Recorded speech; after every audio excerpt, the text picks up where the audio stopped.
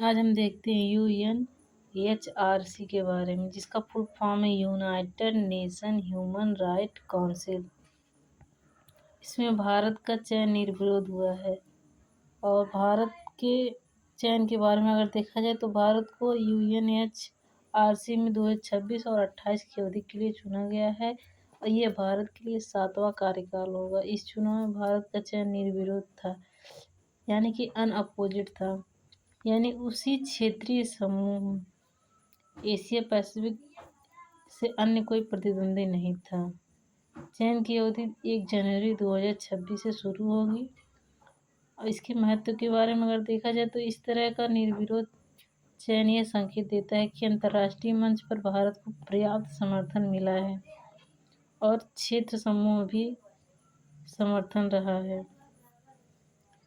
UNHRC में सदस्य होना भारत को मानवाधिकारों के वैश्विक मामलों में भागीदारी और आवाज का अवसर देता है। 3 साल की अवधि में भारत को नीति निर्माण, वार्तालाप, मानवाधिकारों के मुद्दों पर योगदान देने का अवसर मिलता है। इसके साथ ही यह भारत के लिए राजनयिक उपलब्धि भी है कि उसने इस मंच पर निरंतर भागीदारी बनाई है। कुछ अतिरिक्त जानकारी के बारे में अगर देखा जाए तो UNHRC में कुल 47 सदस्य राज्य हैं, जिन्हें यूनाइटेड नेशन जनरल असेंबली द्वारा चुना जाता है।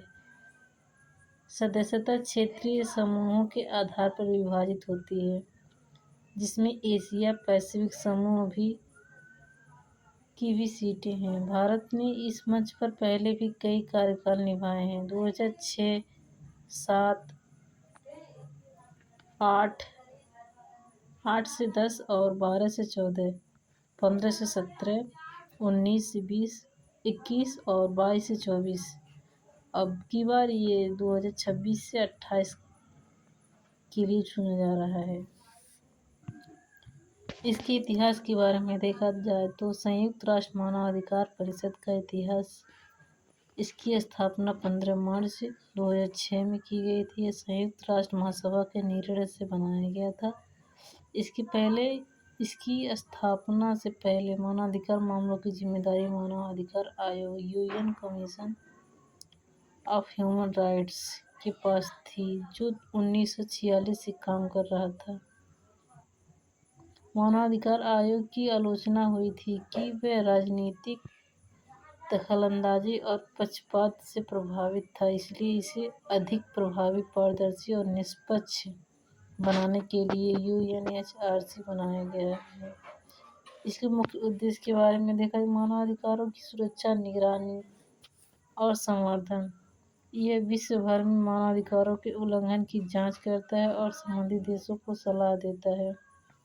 इसकी संरचना के बारे में देखा जाए, इसमें 47 सदस्य देश होते हैं, जिन्हें महासभा द्वारा चुना जाता है। ये सदस्य 3 साल के लिए कार्यरत होते हैं और सदस्यता क्षेत्रीय संतुलन के आधार पर दी जाती है। मुख्य कार्य के बारे में अगर देखा जाए तो मानवाधिकारों की स्थिति की समीक्षा करना, मानवाधिकारों के उल्लंघन की जांच के लिए विशेष जांचकर्ता नियुक्त करना, मानवाधिकारों से संबंधित रिपोर्ट तैयार करना, मानवाधिकार शिक्षा और जागरूकता को बढ़ावा देना। मुख्य कार्य के बारे में देखा जाए तो पहला, मानवाधिकारों की निगरानी, यानी कि मॉनिटरिंग ह्यूमन राइट्स। विश्व भर में मानवाधिकारों की स्थिति की नियमित जांच करता है ये संस्था। यह देशों की रिपोर्टों को समीक्षा करता है और मानवाधिकार उल्लंघन की घटनाओं पर ध्यान देता है। विशेष जांचकर्ता नियुक्त करता है।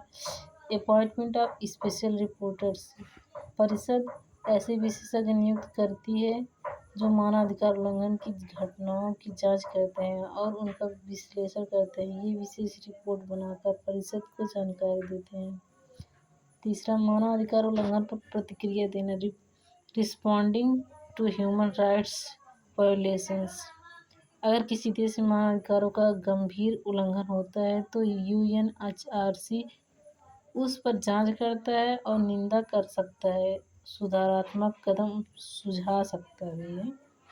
चौथा, मानवाधिकार शिक्षा जागरूकता, promoting human rights education and awareness. परिषद मानवाधिकारों के प्रति जागरूकता बढ़ाने और शिक्षा को प्रोत्साहित करने के लिए कार्यक्रम चलाती है।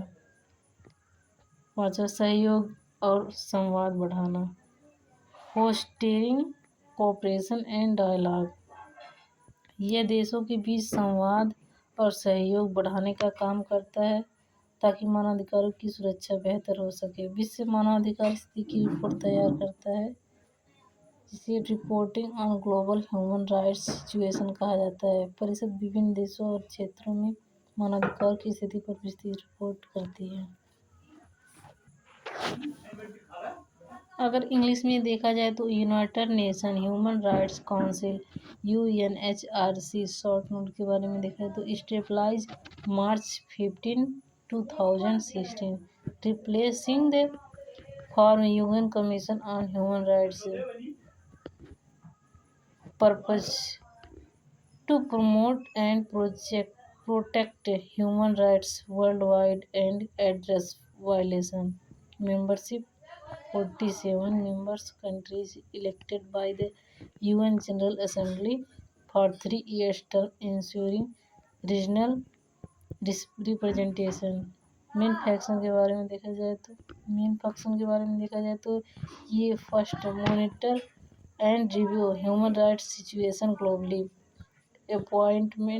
appoint special reporters and independent experts to investigate violations, respond to serious human rights abuse with reports and recommendations,